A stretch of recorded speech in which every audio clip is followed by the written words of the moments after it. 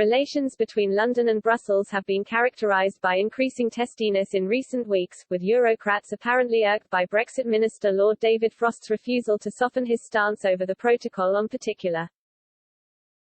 Last week European Commissioner Maros Šefčovič warned relations between the EU and the UK would sour, unless the situation was resolved, while Brussels insiders yesterday floated the idea of Lord Frost being replaced by Michael Gove as Britain's Brexit frontman. A survey published by the pro-Brexit think tank Facts4EU this weekend suggested the EU's attitude was beginning to grate with the British public, with almost 95% of the 1,412 people who responded between Monday and midday on Friday said they now preferred to buy goods originating in Britain or the rest of the world over those from the EU27. Speaking about the results of the poll on Friday, Facts4EU editor-in-chief Lee Evans said, "For some time we have been aware of an increasing number of people saying that the EU's relations with the UK since Brexit have caused them to rethink their buying decisions in favour of UK suppliers or those from other non-EU countries." Whilst our poll falls into the category of self-selecting, rather than being a purely random survey, the results are so powerful that there seems to be no question of the strength of feeling in the United Kingdom. Pro- and anti-EU respondents were equally able to complete the survey, and we made efforts to encourage all sides to participate, as we stated in our introduction.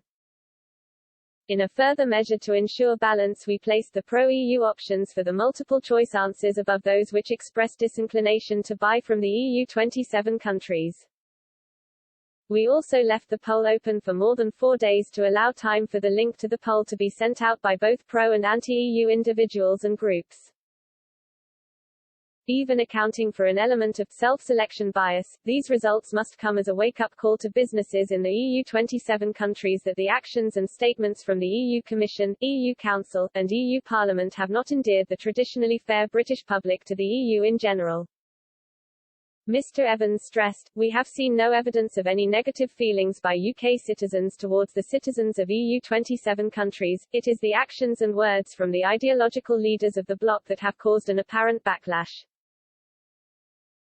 Facts4EU.org has observed many former Remainers becoming ardent Brexiteers, as a result of the way the UK has been treated. In total, 30.7% of respondents vowed not to buy any items from EU countries, with 48.8% much less likely to, and a further 15.7% saying they were somewhat less likely to, adding up to 94.8%. A further 2% said they had not altered their buying habits, while just 2.3% said they were more likely to buy EU products since Brexit. Speaking to Express.co.uk, David Jones, the deputy chairman of the European Research Group as well as the Tory MP for Clwyd West, said, "Most UK citizens would now prefer to buy British or Commonwealth-produced goods or goods from third countries. That is undoubtedly a major loss to the EU, given the size and affluence of the British economy, but it is also a boost to domestic producers, who now clearly have the goodwill of millions of UK consumers.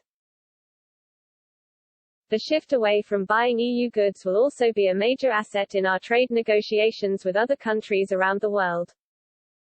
Office of National Statistics (ONS) figures have suggested in March 2019, imports from the remaining 27 EU member states totaled £25.2 billion, compared with £17.8 billion for the rest of the world.